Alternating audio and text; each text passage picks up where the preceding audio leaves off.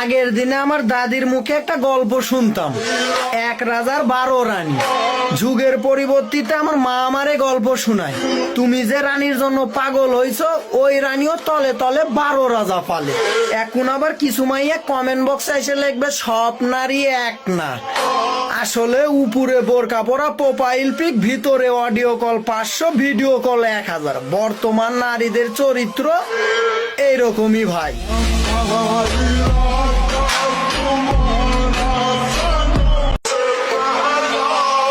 আগের দিনে আমার দাদির মুখে একটা গল্প শুনতাম, এক রাজার 12 রানী।